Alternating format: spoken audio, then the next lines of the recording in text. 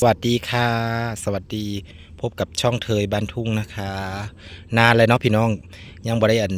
ลงคลิปยาวๆเลยพี่น้องวันนี้มาหยกยอสะดุ้งอยู่โขงเด้อค่ะน้ำกำลังมาเด้อค่ะเด้อมาเบิ่งน้องคนหยกยอเด้อค่ะ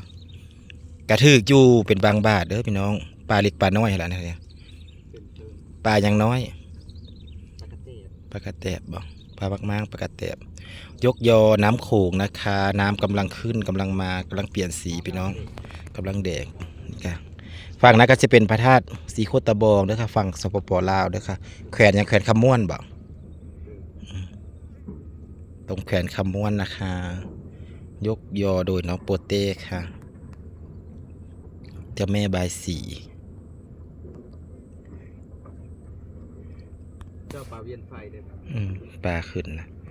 ยอน้อยยอเบิ่งรุ่นได้พี่น้องบึมอ้ายออกไปแล้ว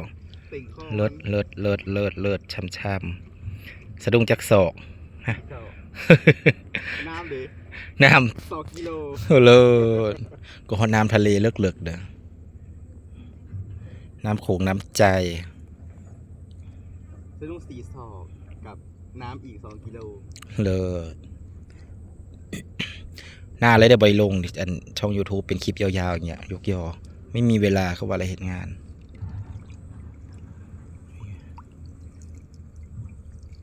ว่างเปล่าปะตองกายเยอะถึกด้วยนะเฮ้ยบึ้มแซกสิคักเอาไม้ฟาดเอาบ่ ฟาดหัวมันแล้วตายแล้วก็ใส่คล้องแล้วแบบนี้คล้องมานน้องโปเต้คล้องมานนะครับ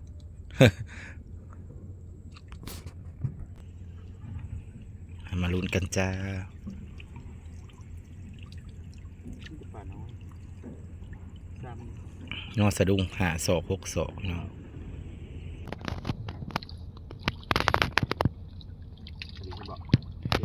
หน้ามันไหลมันก็เลยพันไปทางพุ่นเนาะตกแล้วติ่งคอมันได้ยากอยู่ ปลาหมักมาง บ้านอันนั้นอึดปลาหลังน้ แม่นปะบ้านใด ำว่าเพื่อปลาขี้เกาะปลาเกะอึดปลาขี้เกาะปลาเกาะเลยปลาหลังมันนะ ถ้าพี่เขาห้องอย่างทีมโขงปลาบักมางแบบ ปลาปุ๊กเขาจะปลาปกปุ๊กขี้เหลืองเดี๋ยวให้แล้วจะบ้านคือปลาสร้อยปลาหัวเข่งฮะแล้ว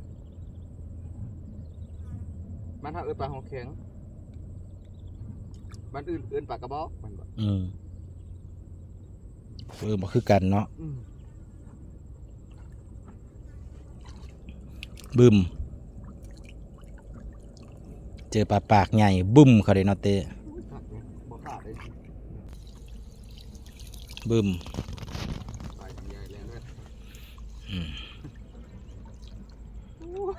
กระสมสะดุ้งมึงสลับหาเลย ลูกปลาพันปลา ยึดค่ะ เอาโลดพอได้ม้วนมาแล้วต้องเอาทุกเม็ดครับ ปลาปักเป้าคือบ่เก็บ นี่ว่าเขากินในข้าวตายทำร้ายสิทธิ์ประสาทไปเห็ดซาซึมิเลยใส่วาซาบิจิ้มซอสป่ะกินแล้วก็พลโรงพยาบาลพลโปรเต็กตึงรับด่วนศูนย์นครสกลป่ะล้างท้องแทบไม่ทันเขาเห็ดเป็นก็จะว่ากินได้บ่จ๊ะถ้าเรารู้เต้ปลายังเต้ปลาซิวข้าวไปแล้วตัวพวกใหญ่ติ่งคอมันถ้าหนาเขาวางยอยังติ่งคอมันเอาคือเบิ่งเอามันเล่นตลอดแสดงว่ามันเล่นตลอดแสดงปลามันเล่นอยู่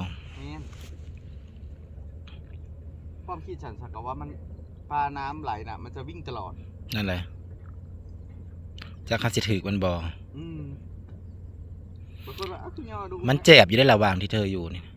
เต้มันเธอลองเอาตีลงไปเท้าวันนะกว่ามันมีกระตังอยู่เด้กระตังสันเหยียบลงฮะกระตังยางนะมึงไหนได้วางสะดุ้งเธอลงไปพวกมันเหมือนจะไม่เจ็บหรือว่ามันค่ากระตังยางหรือว่าแมนเอาได้ไหมฮะปักเป้าสาวดาวยั่วปลาอะไรปักเป้า เธอลองลงไปเท้าๆเบิ่งกว่าลงไปอีก อันนี้นะ เห็นบ่ ปีแข็งนี่ เห็นอยู่บ่ คือหิงซ้ำแอลกันเลยเมื่อเช้าวันนี้ไม่ได้ซ้ำแอล เห็นอยู่บ่มันสิเป็นอะไรนะกระตังยางที่เป็นหูปองๆอยู่ดอกลงไปอีก บอก มันบ่แจกพลวางนะพลพงลอยเตลงพอเลยไปขึ้นลอยไปขึ้นอยู่พุ่นละอื่น บริพาราสีโคตรบอก เอาดีฮะปลาบ่ปึ๊บลมกินนี่ก็ โอ้ย เอาเพิ่นแน่เอาเพิ่นแน่ เจ็บทุกเม็ด ย่อบาดใดก็ปล่อยลงสระย่อบาดใดก็ปล่อยลงสระคือสิเลิศเนาะ ตีอีสาน ต้องยามป่าลงนะลูกปลาหัวแข็ง เดี๋ยวเบิ่งเมื่อเช้านี้มันไม่ได้ชั่วกว่านี้ฉันเมื่อเช้าไม่ได้คนขี้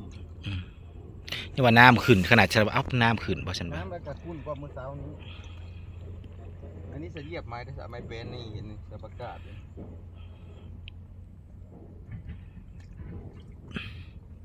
เจ้าโมงอะไรอย่าง ประมาณ2 โมงกว่าเอ้าปลายังขยับเอาเพิ่นเนี่ยเลยย่อแบบบานๆผู้หญิง6 ศอก ตายแล้ว ตรงนี้น้อย จักหน่อยพอดีอันที่ยิงด่างมันใหญ่ก็นี่แหละสันยุ่มเข้า บ่พอตึกได้150บ่ถ้าแม่นผู้อื่นบ่ได้แหล้วเนาะ โอ้บ่พอซื้อเลยเนาะ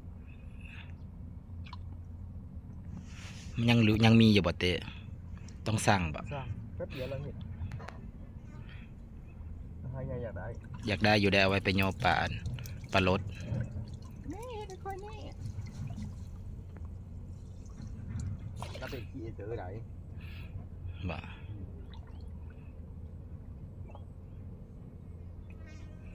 หากระสั่งปีกายนี่บ่ ถ้าก็สงกราร2 มื้อ สงกรานต์นี่ แล้วนี่ลาไปแห่นะกันนะ อ๋อเธอเอานี่บอกไปแห่แล้วก็เต้นฟ้อนฮะ พี่โทรส่วนเธอเดี๋ยวเธอบอกว่า ค่าแต่งหน้ามันก็ ได้จักพัน ได้พอได้ใส่นี่แหละ เนาะ ได้บ่หลาย บ้านเฮา